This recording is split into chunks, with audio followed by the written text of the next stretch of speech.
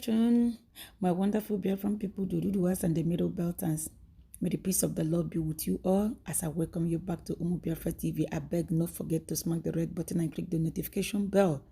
The video we're about to watch is where Femi Falana is asking, is there rule of law in Nigeria? Are we in democracy? Can we trust their system?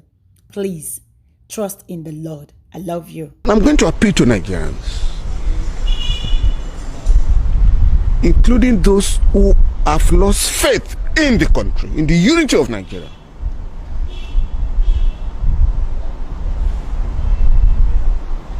To promote debates,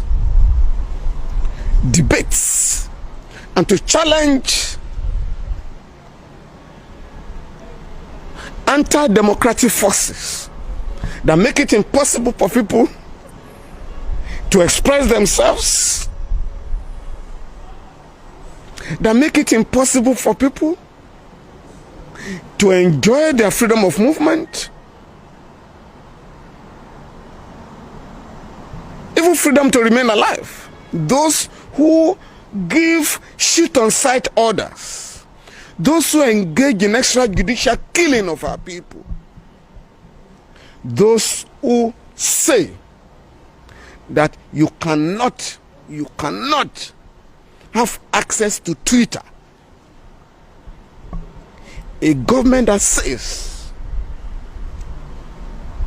that Nigerians cannot move freely in the country. And a government that has made it impossible for people to sleep with their eyes closed all over the country. For me, such a government has to be fought to stand still.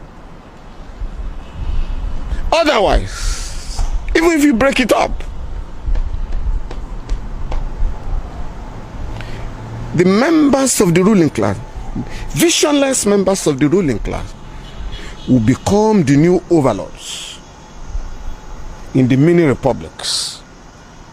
But what did the ruling class do? And I'm talking of the ruling class constituted by all members of the different ethnic groups and religious persuasions, is to ensure that the provisions of chapter 2 are not justiciable, they are not realizable. So for the majority of our people, the masses of our people, our duty is to mobilize them, to organize them, to shake off poverty, to demand for their rights under chapter 2 of the Constitution, and to make those rights justiciable.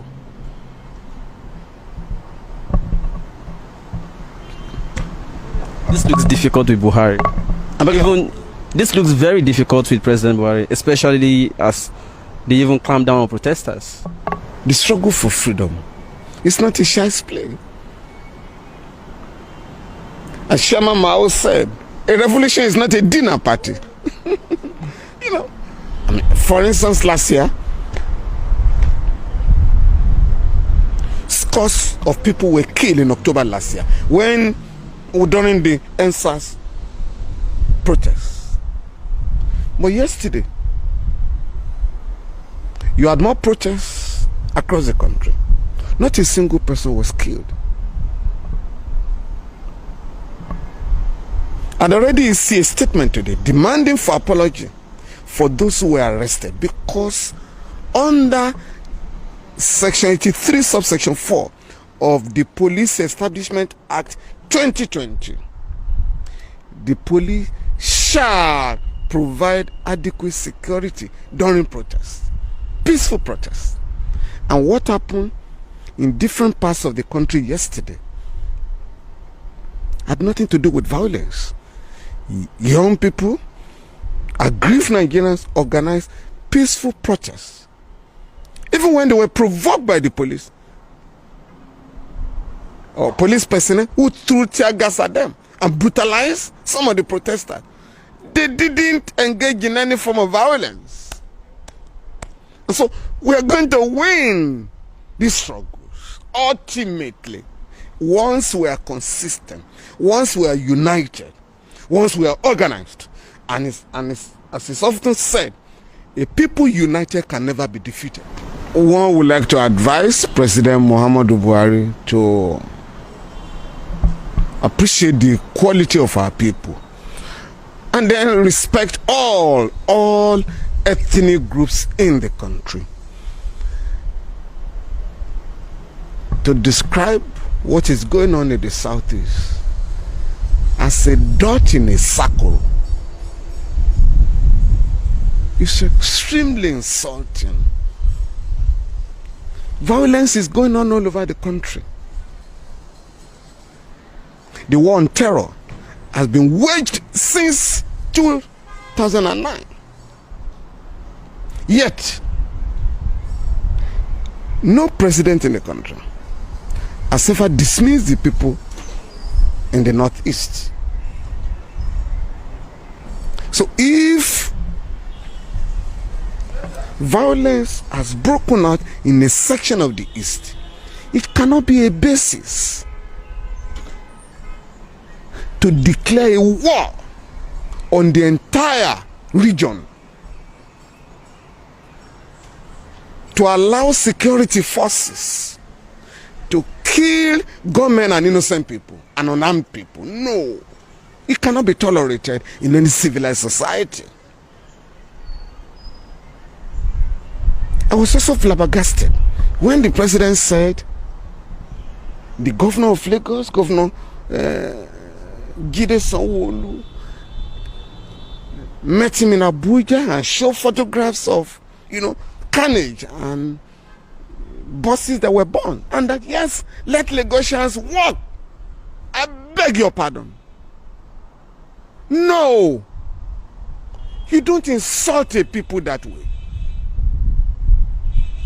Again, as I said, President Buhari simply wants to remind Lagosians that it was his military regime that cancelled the Metro Line project without any basis. So if we had had the Metro Line project, the transportation crisis in Lagos would have long disappeared. With all the economic implications. And the president must not allow people to constantly accuse him of sectionalism. This regime has established the Northeast Commission.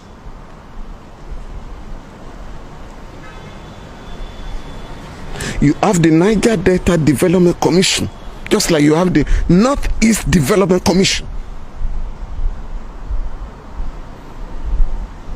So the same government that funds those institutions has a duty to fund the development of Lagos or other regions. Oh yes. In 2011, there was a violent protest in 12 states. 11 states in the north and 1 state in the south, Akwa Ibom, over the belief, unsubstantiated belief, that the presidential candidate of the CPC then, General Muhammadu Buhari, won the election. There was violence all over the place. But the general was not held vicariously liable. Yet, the Jonathan administration compensated victims to the tune of 10 billion naira. So if the federal government can compensate or could compensate victims of a political riot in the north, in the running of the government, equals must be treated equally. The victims of the violence in Lagos last year ought to have been compensated. And they can make a case for compensation under the law. because it is the duty of the government to prevent rioters from causing damage in Lagos and other parts of the country. So if you fail as a government in preventing riots or destruction of property during riots,